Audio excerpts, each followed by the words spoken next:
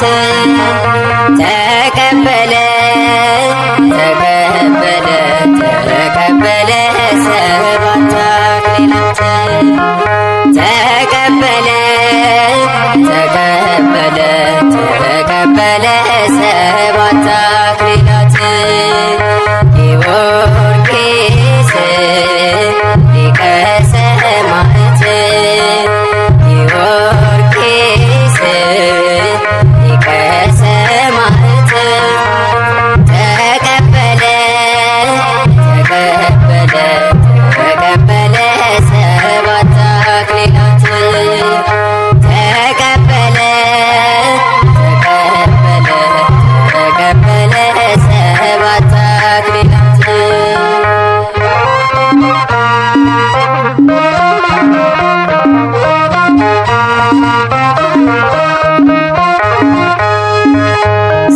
ስጋውን ቆራርጠው በእሳት ቢጥሉት ከፊታቸው ቆመን ዳግም በሕይወት ዛሬም ተበትኗል የትላንቱ ሴራ አጽናን በእምነታችን ጊዮርጊስ አደራ አጽናን በእምነታችን ጊዮርጊስ አደራ ጊዮርጊስ ሊቀ ሰማዕት ጊዮርጊስ ሊቀ ሰማዕት ተቀበለ ተቀበለ ተቀበለ ሰባት አክሊላት ተቀበለ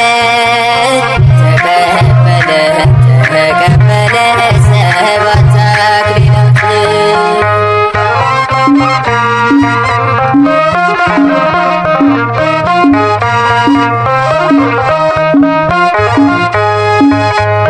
ነፋስ ባየለበት በኤድራስ ተራራ አጥንት ተፈጭቶ በነፋስ ተዘራ ላንተ መሰከሩ ሳርና ቅጠሉ ጽናት ግሩም ነው ጊዮርጊስ ያሉ ጽናት ግሩም ነው ጊዮርጊስ ያሉ ጊዮርጊስ ሊቀ ሰማዕት ጊዮርጊስ ሊቀ ሰማዕት ተቀበለ ተቀበለ ተቀበለ ሰባት አክሊላት ተቀበለ ተቀበለ ተቀበለ ሰባት አክሊላት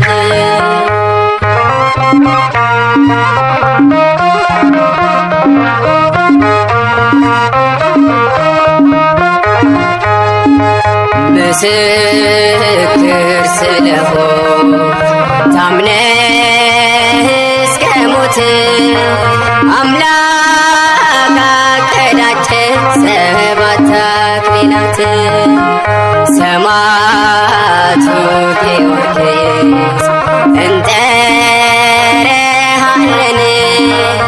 እኛንም በእምነትህ እንድታጸናን በተዋሕዶ እምነት እንድታጸናን ጊዮርጊስ ሊቀ ሰማዕት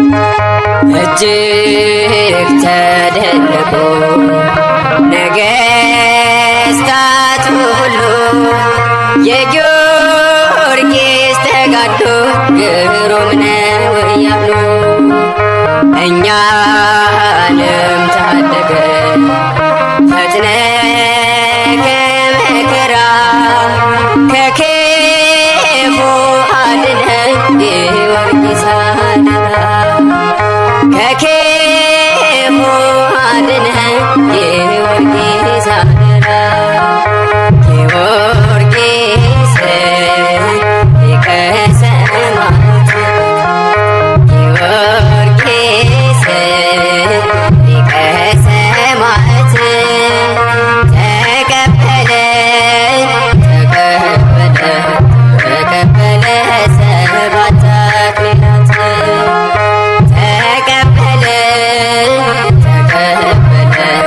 ተቀበለ ሰባት አክሊላት ጊዮርጊስ ሊቀ ሰማዕታት ጊዮርጊስ ሊቀ ሰማዕታት ተቀበለ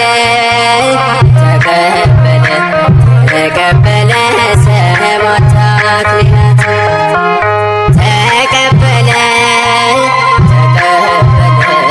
ተቀበለ ሰባት አክሊላት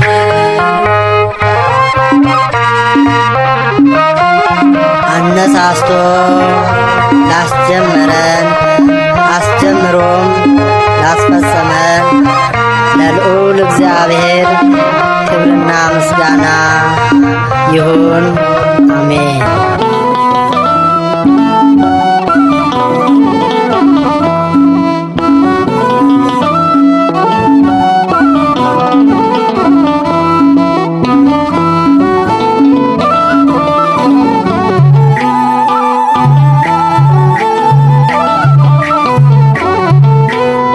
መከራ ቢበዛ ጸንተህ ተገኝተሃል።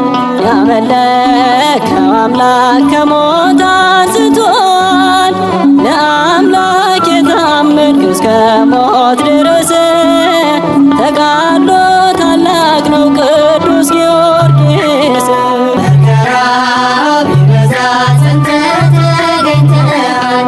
ያመለከው አምላክ ከሞት አንስቶሃል። ለአምላክ የታመንክ እስከ ሞት ድረስ ተጋድሎ ታላቅ ነው ቅዱስ ጊዮርጊስ። መከራ ቢበዛ ጸንተህ ተገኝተሃል። ያመለከው አምላክ ከሞት አንስቶሃል። ለአምላክ የታመንክ እስከ ሞት ድረስ ተጋድሎ ታላቅ ነው ቅዱስ ጊዮርጊስ። መከራ ቢበዛ ጸንተህ ተገኝተሃል። ያመለከው አምላክ ከሞት አንስቶሃል። ለአምላክ የታመንክ እስከ ሞት ድረስ ተጋድሎ ታላቅ ነው ቅዱስ ጊዮርጊስ። አንገትህን ለሰይፍ ለስለት ሰጥተሃል። በአሕዛብ መካከል ምስክር ሆነሃል። ያመለከው አምላክ ሆኖ ካንተ ጋራ የእምነት ብርሃን በምድር አበራ። መከራ ቢበዛ ጸንተህ ተገኝተሃል። ያመለከው አምላክ ከሞት አንስቶሃል። ለአምላክ የታመንክ እስከ ሞት ድረስ ተጋድሎ ታላቅ ነው ቅዱስ ጊዮርጊስ። ሥጋህ ቢበታተን በኤድራስ ተራራ በእሳት ቢያቃጥሎ ቢያጸኑ መከራ በጉብዝና ወራት ጌታን አስበሃል። እኛ እንድናከብርህ አምላክ አክብሮሃል። መከራ ቢበዛ ጸንተህ ተገኝተሃል። ያመለከው አምላክ ከሞት አንስቶሃል። ለአምላክ የታመንክ እስከ ሞት ድረስ ተጋድሎ ታላቅ ነው ቅዱስ ጊዮርጊስ። ሰማዕቱ ጊዮርጊስ የእምነት አርበኛ ጸጋ በረከት ይደርብን በኛ ምልጃህ እንዲረዳን ከደጅ ቆመናል። ለረድኤትና ልጆች ናፍቀናል። መከራ በመብዛት ጸንተህ ተገኝተሃል። ያመለክኸው አምላክ ከሞት አንስቶሃል። የአምላክ የታመንክ እስከ ሞት ድረስ ተጋድሎ ታላቅ ነው ቅዱስ ጊዮርጊስ። ለኢትዮጵያ ምድር ገበዟ የሆንካት ጠላት ዘምቶባታል ዛሬም አትተዋት። በረድኤት ፈጥነህ እባክህ ቶሎና ሰላሟ እንዲመለስ ዛሬም እንደገና። መከራ በመብዛት ጸንተህ ተገኝተሃል። ያመለክኸው አምላክ ከሞት አንስቶሃል። የአምላክ የታመንክ እስከ ሞት ድረስ ተጋድሎ ታላቅ ነው ቅዱስ ጊዮርጊስ። መከራ በመብዛት ጸንተህ ተገኝተሃል። ያመለክኸው አምላክ ከሞት አንስቶሃል። የአምላክ የታመንክ እስከ ሞት ድረስ ተጋድሎ ታላቅ ነው ቅዱስ ጊዮርጊስ።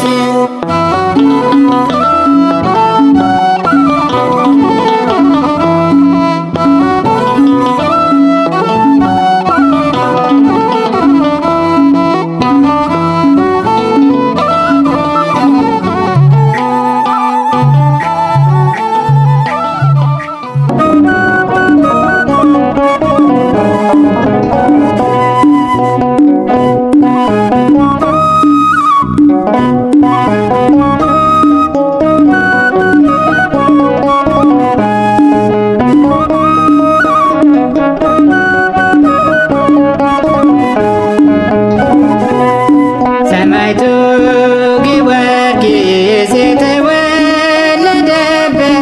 መፍለቂያ ነበረ ለክርስትና እምነት።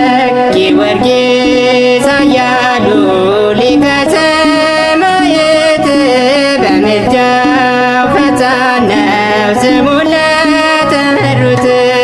ሰማዕቱ ጊዮርጊስ የተወለደበት መፍለቂያ ነበረ ለክርስትና እምነት።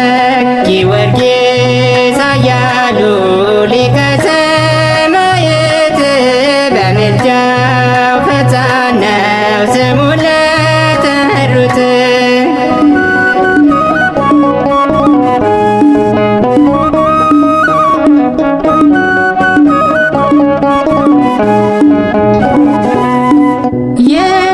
የዱድያኖስም ቁጣውን ሳይፈራ ሰይፍ ቢመዙበት ለሥጋው ያረረ አንገቱን ቆረጡ ጨካኝ ወታደሮች የሰይጣን ተገዥ ክፉ ማራኪዎች። ሰማዕቱ ጊዮርጊስ የተወለደበት መፍለቂያ ነበረ ለክርስትና እምነት። ጊዮርጊስ ኃያሉ ሊቀ ሰማዕት በምልጃው ፈጻነው ስሙን ለጠሩት።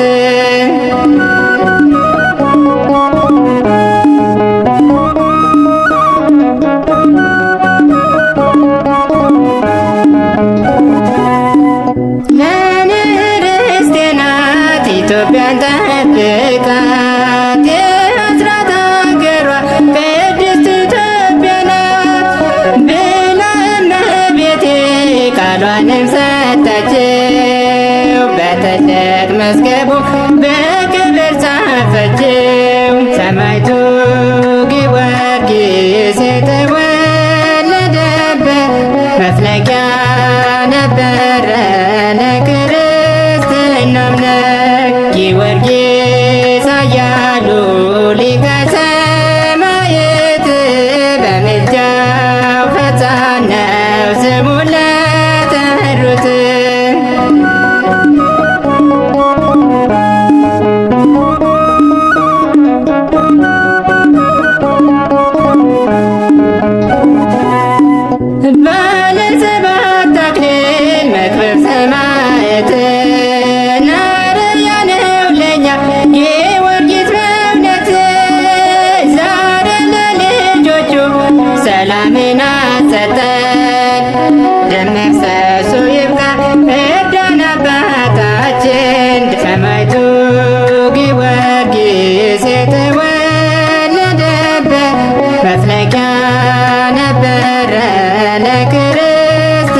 አምላክ ጊዮርጊስ ኃያሉ ሊቀ ሰማዕት በምልጃው ፈጣን ነው ስሙን ለጠሩት ሰማዕቱ ጊዮርጊስ የተወለደበት መፍለቂያ ነበረ ለክርስትና እምነት ጊዮርጊስ ኃያሉ ሊቀ ሰማዕት በምልጃው ፈጣን ነው ስሙን ለጠሩት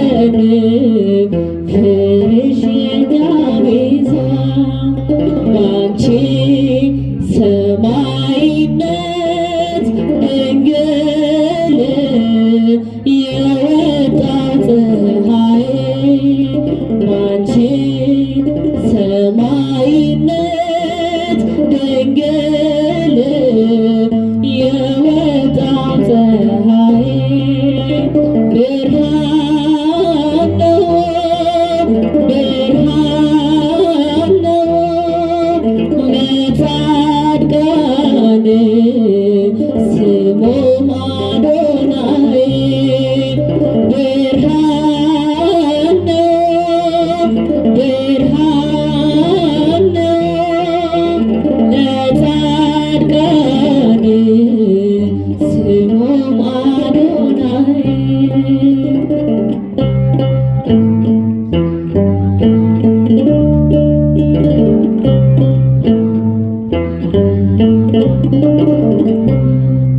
ፊደል ትመስያለሽ ድንግል ወንጌል ትወልጃለሽ ፊደል ትመስያለሽ ድንግል ወንጌል ትወልጃለሽ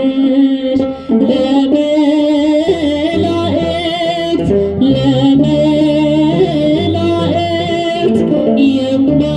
የማይቻል ነበልባሉን የቻልሽ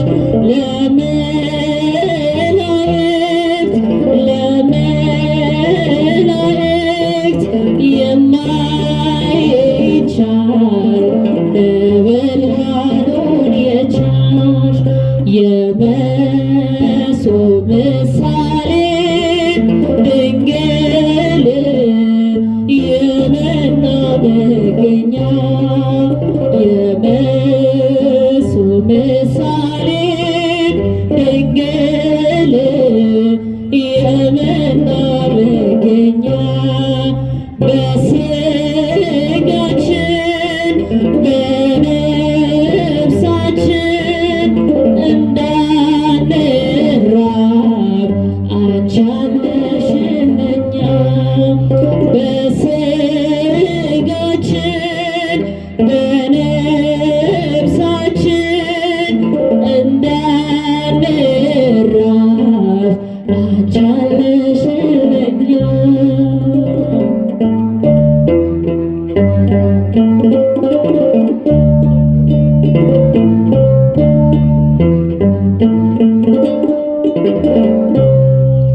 አንቺ የወይን ሐረግ ድንግል ልምላሜሽ የበዛ አንቺ የወይን ሐረግ ድንግል ልምላሜሽ የበዛ ምግብ ሆኖ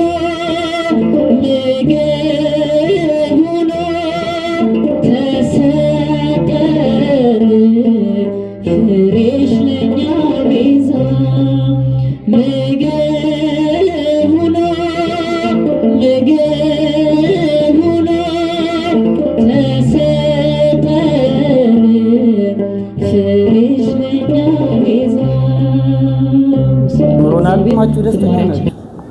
በማህሌቱ ደስተኛ ናችሁ። ፀሐይ ቢሆን ተቋቁማችሁ፣ ዝናብ ቢሆን ተቋቁማችሁ ደስተኛ ናችሁ። የደስታ ቤት ለዚህ ነው በቤቴ ደስ አሰኛቸዋለሁ አለ።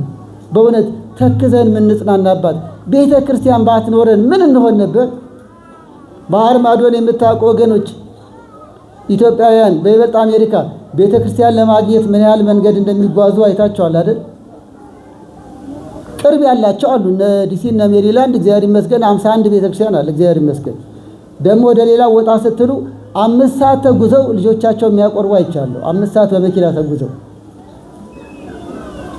እግዚአብሔር ያብዛልን። አሁንም ደስታ ለማግኘት የ5 ሰዓት መንገድ መኪና ሲነዱ ማደር ይደክማል። ግን ቤተክርስቲያን ሲደርሱ ተፈውሰው ደስ ብሏቸው ድጋሚ 5 ሰዓት ነድተው ወደ ቤት ይመለሳሉ።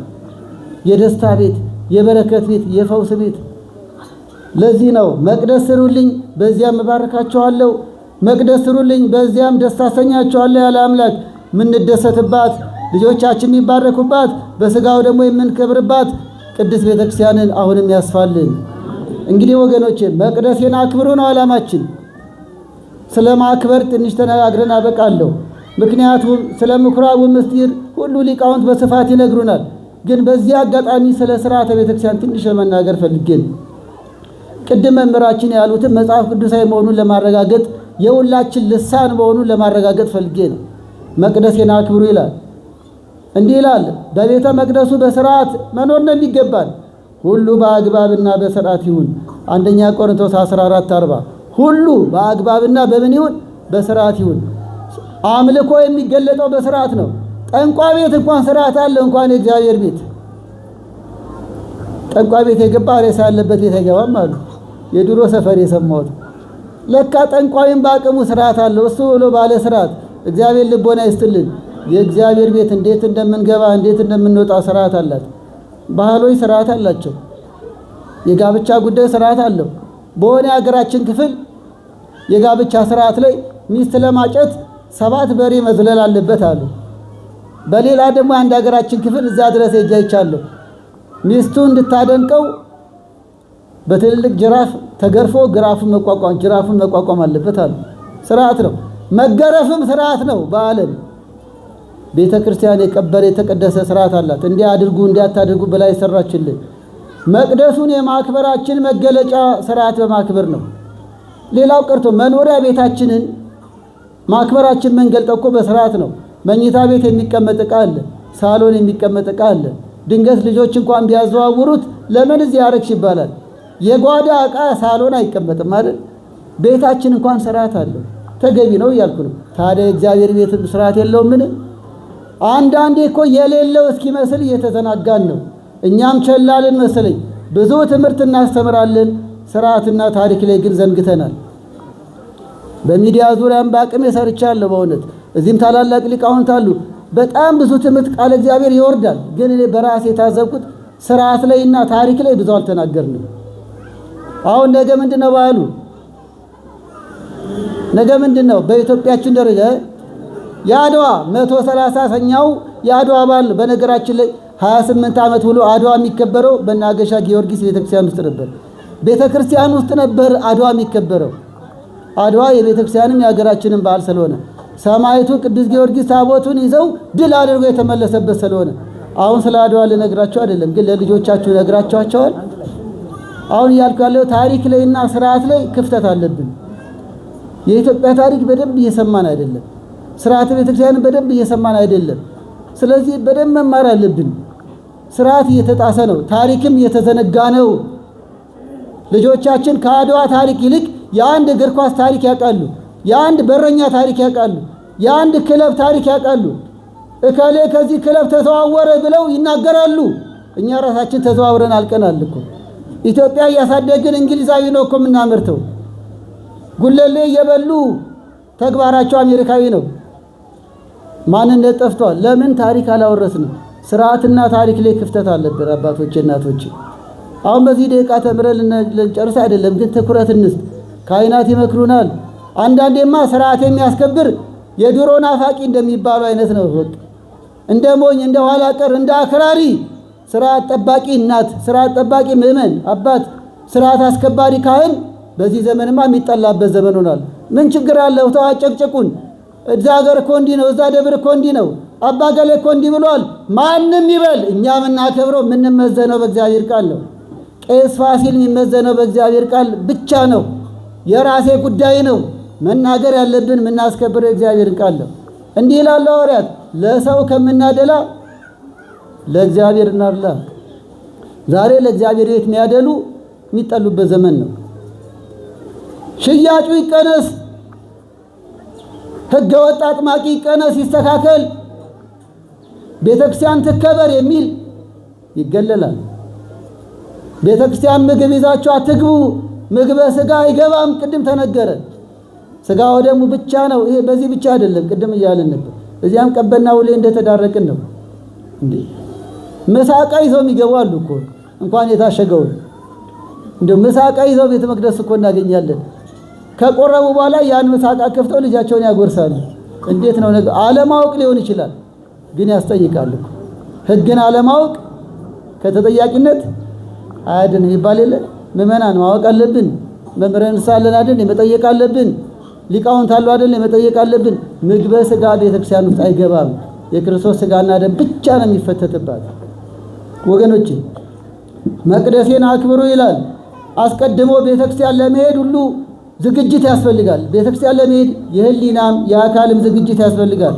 በፍትሐ ነገሥት ገና አንቀጽ 1 ጀምሮ ስለ ቤተክርስቲያን አተካከልና ስለ ቤተክርስቲያን ስርዓትና አባቶቻችን የሰሩልን።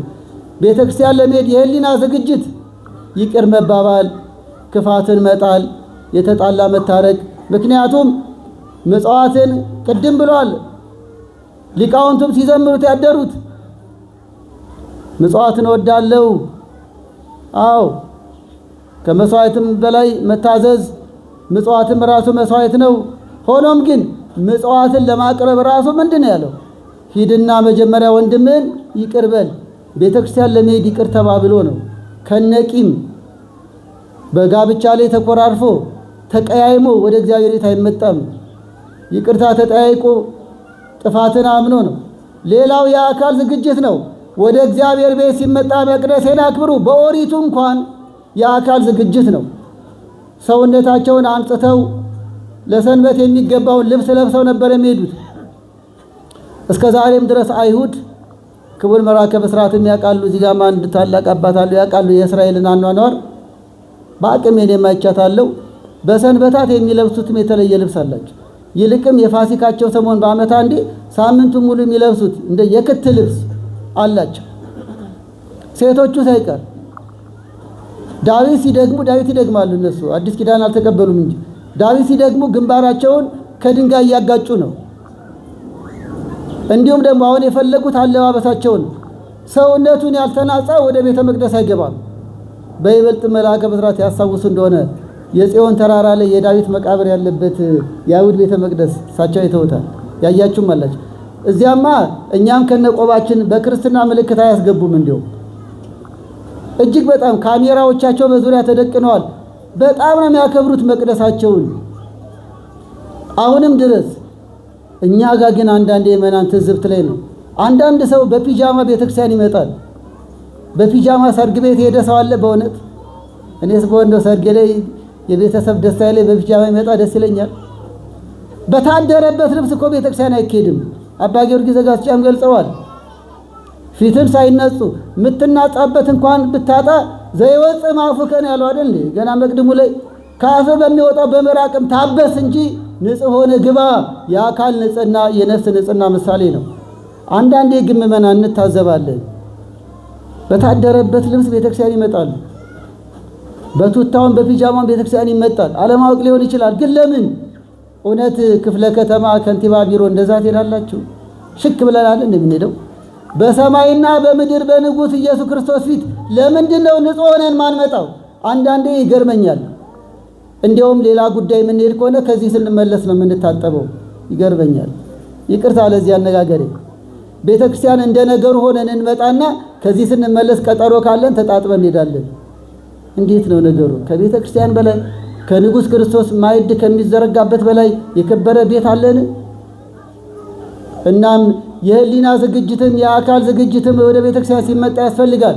እኛም ሆነን ልጆቻችንን አንጽተን ንጹህ አድርገን እንደ መላእክት አሁን እንደምናየው ነጭ ይጎናጸፋሉ እንዳለ ሁሉ በሰማይ ነጭ ነጠላ ተጎናጽፈ መምጣታችን በንስሐና በመንፈሳዊ ክብር ለመክበር መፈለጋችን ምሳሌ ነው። በዮሐንስ ራእይ ምዕራፍ 6 ነጭ ለብሰው አየሁ ነው ያለው። ነጭ ለብሰን አደግድገን በመስቀልኛ ምን መጣው ምእመናን ንጽህናችንን ሰማያዊ ክብር የልቦና ንጽህና የማግኘት መገለጫ ነው። በምኩራብ ንጹህ ሆነው ይገቡ ነበር። ሌላው ቀርቶ ወደ ምኩራብ እኮ በጎች ሲገቡ አጥበው ነው የሚያስገቧቸው። አሁንም ኢየሩሳሌም ልሰዳችሁ። ከኢየሩሳሌም ከወልድ ሲቲ ከአሮጌዋ ኢየሩሳሌም በሮች አንዱ የበጎች በር ይባላል። ከወርቅማ በር ወዲህ የበጎች በር ጠበብ ያለ ነው።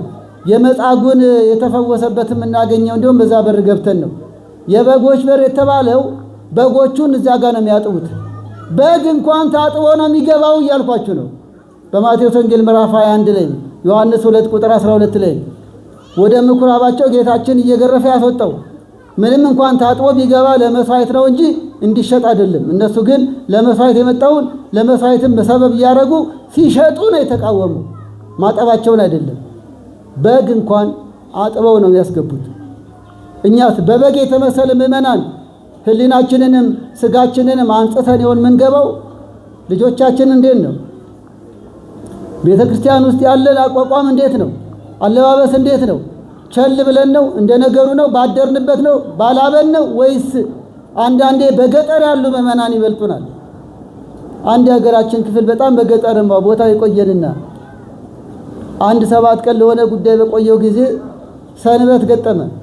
ስለዚህም በሰንበቱ እኔ ቅዳሜም ሐሙስም የለበስኩትን ሌላ ቅያሬ የለም፣ ያችኑ ነጠላ ጣል አድርጌ ተዘጋጀው። ባልና ሚስቱ እነዛ በገጠር ያሉት መብራት እንኳን የለም፣ በገጠር ያሉት ሳምንቱ ሙሉ ያለበሱትን ባሪቲ በምናምን ስትታጠን የቆየችውን የሰንበት ልብስ ለበሱ። በጣም ደስ አለ። የሰንበት ልብስ ለብሰው ያ አባወራ ኩታውን ለሰንበት ብቻ የምትሆን ኩታ አዘጋጅቷል። መዓዛዋ ልዩ ነው። በወይራ እንደታጠነ እንደ ባሪቲ በምናምኑ ምን አይነት እጽዋት እንደሆነ እንጃ ከሽቶን የሚያስንቅ መዓዛ ያለው ነው። ባልና ሚስቶቹ የሰንበት ልብስ ለበሱ። እኔ አፈርኩ ነው የሰንበት ልብስ የለኝም። ያው አርብ ቀን የተንኳተትኩበት ነው፣ ቅዳሜም የሰራሁበትን ነው የለበስኩ። የገጠር ምዕመናን ይበልጡናል። እግዚአብሔር ይባርካቸው። የሰንበት ለብቻ ምን ለብሰዋለን፣ ሲሆን ለዚህ ብቻ ምን እናዘጋጀዋለን። ድንገት ነጠላ ሊኖር ይችላል፣ ግን እንዴት ነው? አሁን ለምሳሌ ሰርግ ሲሄድ ብለብሰው ካባ አለኝ እኔ ባቀኝ እርግጠኛ ነኝ የሰርግ ልብስ ሊኖራችሁ ይችላል። ይኖራችሁ፣ አሁንም እግዚአብሔር ያብዛላችሁ። በእውነት ከሆነ ድግስ ታላላቅ መርሃ ግብር ስንሄድ ሽክ የምንልበት ልብስ አለ። እግዚአብሔር ያብዛላችሁ። አሁንም ግን ቤተክርስቲያን እንደው ለብቻ ለቤተክርስቲያን የለየናት ልብስ አለች። አንዳንዶች መቁረቢያ ልብስ አለን፣ ጥሩ ነው፣ ይበረታታል። አስባርኮ መቁረቢያ ልብስ ለስጋ ወደሙ ብቻ መገልገያ ማድረግ ስርዓት ነው። ስርዓት የማክበር መገለጫ ነው። ስለዚህ ቤተክርስቲያን ስንሄድ ንጹህ ሆነን ለቤተክርስቲያን ክብር ሰጥተን ልንሄድ ይገባል ነው ፍትሐ ነገሥት አንቀጽ 1 ላይ። ከሴቶች ተፈጥሯዊ ጉዳይ እናንሳ። በወር አበባ ጊዜ ወደ ቤተክርስቲያን አይገባም ለ7 ቀን ያህል። ለአክብሮት ነው። ክብር ለሚገባው ክብር ስጡ። እንኳን በወር አበባ ጊዜ የነሰራው ዲያቆን አይቀድስም፣ ዕለቱን ያልፈዋል። የክርስቶስ ደም ብቻ ነው ቤተ መቅደስ የሚነጥበው። የሚያከብሩኝን አከብራለሁ አለ። አንደኛ ሳሙኤል ምዕራፍ 2 ቁጥር ምዕመናን ስርዓት ምትለው ቤተክርስቲያን እንድንከብር ነው። ስርዓት በማክበር ነው የምንከበረው። አንደኛ ሳሙኤል ምዕራፍ 2 ቁጥር 20 ላይ መከራና መርገም የበዛብን ስርዓት ንቀን ነው። የሚንቁኝ ይናቃሉ አለ። አፊና ፊናስ የቤተ መቅደሱ ስርዓት ቢንቁ ነው ታቦታ የተማረከችው። እግዚአብሔር ከህዝቡ ጸጋውን ያራቀው። ምዕመናን ምነው ሰላም አጣን? ምነው መከራ በዛብን? መቅደስ የተከበረ ነው፣ ክህነት የተከበረ ነው፣ ቁርባን የተከበረ ነው። ቁርባኑን አቃለሉ አለ። እግዚአብሔርም እነሱን አቃለላቸው። ተዋቸው እኮ እግዚአብሔር የተወን አቃለን ይሆን? እንዴት ነው ቁርባን? እንዴት ነው ትዳር? እንዴት ነው ክህነት? እንዴት ነው እኛና እናንተ ያለንበት? እንዴት ነው አስራት ማውጣት? እንዴት ነው ምጽዋት? እንዴት ነው ድሆችን መጎብኘት? የስም ነን የተግባር ነን። ቁርባኑን አቃለሉ። ኤሊ አባታቸውም ቸልተኛ ሆነ። እንደ ኤሊ ስርዓት ላይ ቸልተኛ የሆንን ብዙዎች አለን፣ ግን ዋጋ ያስከፍላል። ኤሊ አልጠቀመውም። ኤሊ አባታቸው ማለት ነው። ምዕመናን እኛም እናንተን ብንገስጥ ነው የሚሻለው። እናንተም እውነተኛውን ነገር ብታስከብሩ ነው የሚሻለው። ለማን ክብር? ለእግዚአብሔር ክብር። የሚያከብሩኝን አከብራለሁ። ትውልድ የሚባረከው ሀገር የሚባረከው እንደ እግዚአብሔር ቃል ስንኖር ነው። ዘዳግም 28 ቁጥር 15 ላይ እንደ ቃሌ ብትኖር ስርዓቴን ብትጠብቅ ሀገር ይባረካል ይላል። እየሰማችሁኝ? ምን ይባረካል? ትዳር ይባረካል። ይገርማችኋል። በኋቃ ይባረካል እግዚአብሔር። ጓዳውን እኮ ነው። በኋቃ የተባረከ ይሆናል ይላል። ጓዳውን ሁሉ ባርከዋለሁ እንደ ስርዓቴ ብትኖር ይላል። ከስርዓቴ ፈቀቅ ብትሉ ግን መርገም ያገኛቸዋል። ስትገቡ መከራ፣ ስትወጡ መከራ። ምነው መውጣት መግባት ፈራን? ጸጋ እግዚአብሔር ቆን ይሁን። ምነው በገዛ ሀገራችን ፈሪ ሆንን? ምነው ሰላም አጣን? ምዕመናን ብዙ ነገር የመጣብን ሩቅ አንሂድ። እኛ ምንድነን? እኛ እንዴት ነን? የእግዚአብሔርን ሕግ ሲንቁ ጸጋ እግዚአብሔር ራቃቸው እያልኳችሁ ነው። ዘዳግም 28 ላይ ምነው ከዚህ ደብረ ሊባኖስ ለመሄድ እኮ ፈሪ ሆነናል። ምዕመናን አሁንም ደፍሬ ልናገር፣ በዚህ ቆብ ኢየሩሳሌም ስንመላለስ ማንም አልነካንም። አባቶች በዚህ ሻሽ በሊቃውንቱ ሻሽ ማንም አይነካቸውም። ኢየሩሳሌም እኮ የአይሁድ ሀገር ነች፣ ግን ሻሻችን አላስነካንም። ቆባችን ካባችን አስከብሮናል። ሌላውን ተውት። ኢራቅ የሚባል ሀገር ውስጥ የኢትዮጵያ ቤተክርስቲያን አለች። ጆርዳን ውስጥ 99% ሌሎች ናቸው፣ የምታውቁት ነው። ጆርዳን ውስጥ ቆብ ያስከብራል፣ ሻሽ ያስከብራል። እንዲሁም ቤተክርስቲያን እየተቋቋመ ነው። አቡዳቢ ውስጥ መድኃኔዓለም ቤተክርስቲያን አለ። በአሕዛብ ሀገር ቆብ ያስከብራል፣ በኢትዮጵያ ግን ቆብ ያስገድላል። ይኸው አስገደለ። ትላንት የአሩሲው ግድያ ምንድን ነው? ማይተም ኢትዮጵያ ውስጥ አስገደለ። አፍጋኒስታን ውስጥ ግን አስከበረ። በገዛ ሀገራችን የተዋረድነው ለምንድን ነው? ከእግዚአብሔር መንገድ ፈቀቅ ብለናል። ታቦተ ጽዮን የተማረከችው አፍኒንና ፊናስ የእግዚአብሔርን መንገድ ሲንቁ ነው።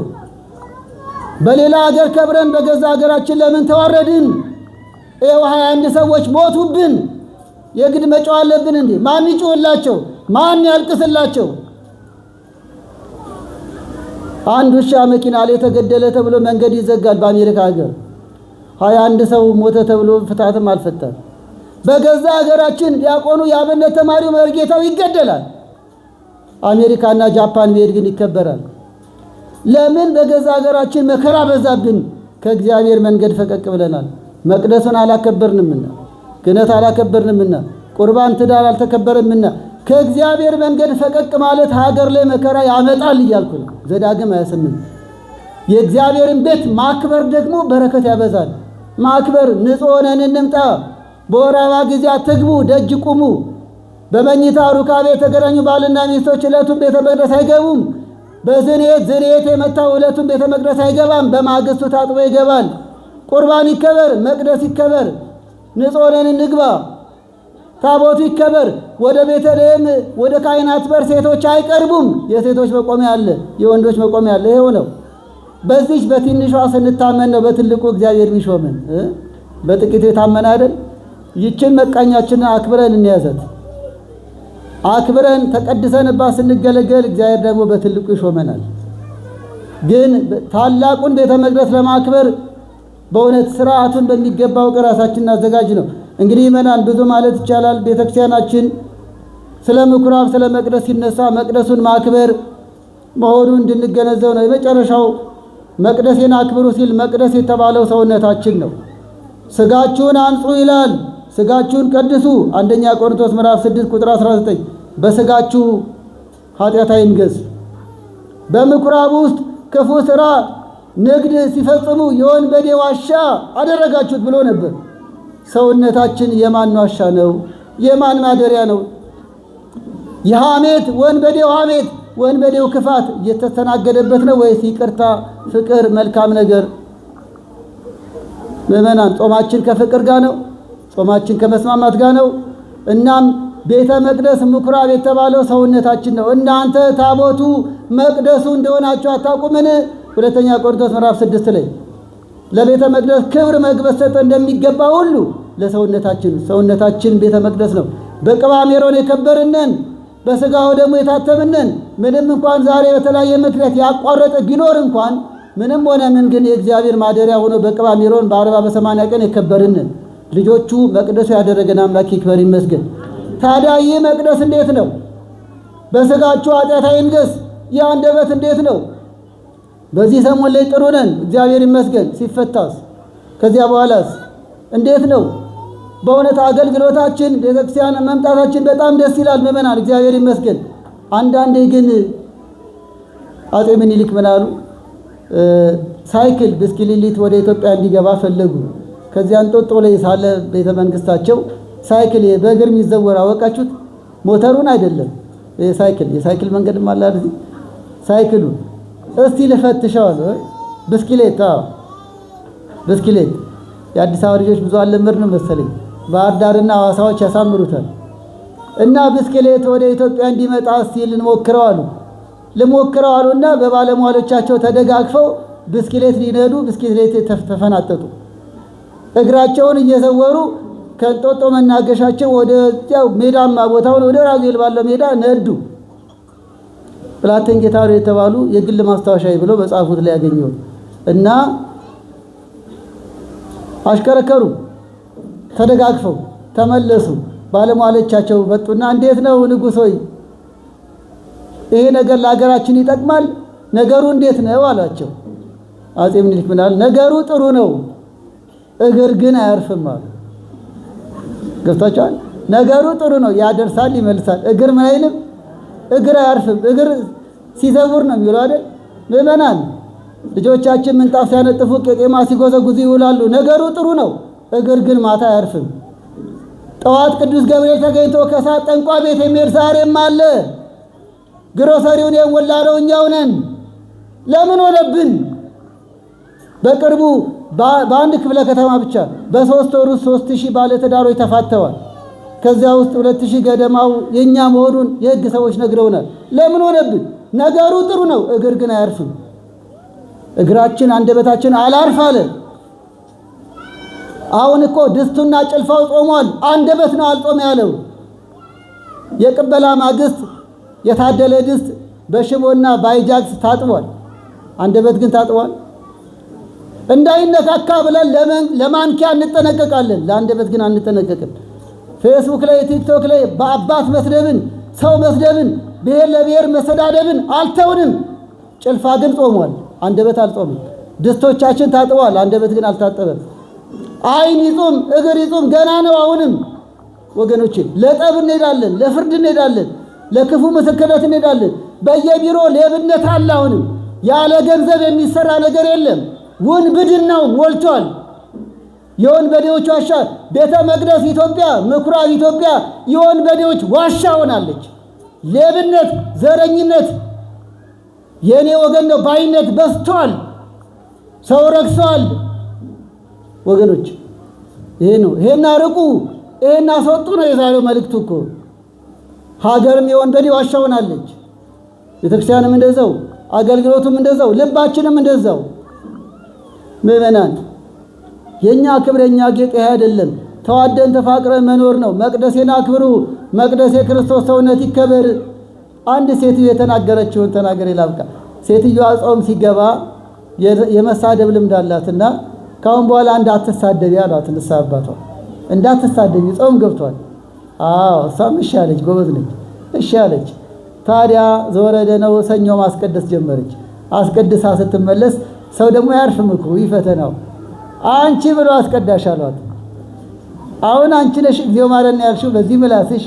አቤት ፈተናው! አትስሙ። ስንለወጥ ክርስቶስን ማየት ብቻ ነው። ዝም ቄሷ አትሳደቢ ብለውታል አይደል? ዝም ጾም ነው። በንጋታው ማስቀድሳ ስትመለስ አሁንም አልለቀቋትም። ደግሞ አንቺ ብሎ አስቀዳሽ። ነገሩ በዛባት። በሶስተኛው ቀንም አልለቀቋትም። አፏን ሸፍናለች። አሁን ግን አልቻለችም። 3 ቀን ስድብ እንደዛ ዓመት ሙሉ ስትሳደብ የኖረ ሴት በኋላ ምን አረገች? አፏን ነጠላዋን ለቀቅ አረገችና እያንዳንድሽ ዛሬ ተሳደብሽ፣ አሁን ጾም ነው አልሳደብም፣ ጾም ሲፈታ እንገናኝ። ለስድብ ቀጠሮ። አያቸው ግን አንዳንዴ እንደዚያ ነው። አብይ ጾም ላይ ጎበዝ ነን፣ ከማዕዶ ጀምሮ እግራችን አያዝም። አሁን ደግሞ የማንጸልይ የለም። በዓለ ሃምሳ ላይ እንዴት ነን? አንዳንዴ ዘወረደ ላይ ጎበዝ ነን። አሁን ምኩራብ ላይ እንዴት ነን?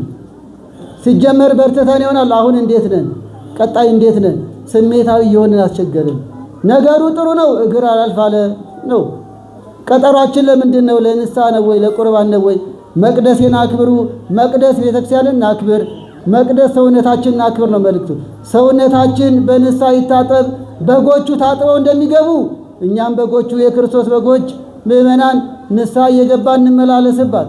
ይቅር እየተባባለ እንመላለስባት። የካህናት ምክርና ስርየት እያገኘ እንመላለስባት። መቅደሴን አክብሩ፣ ክብር ለሚገባውም ክብርን ስጡ በሚለው እንቋጫለን። ስለነበረን ሰዓት አምላካችን ክብር ይግባው።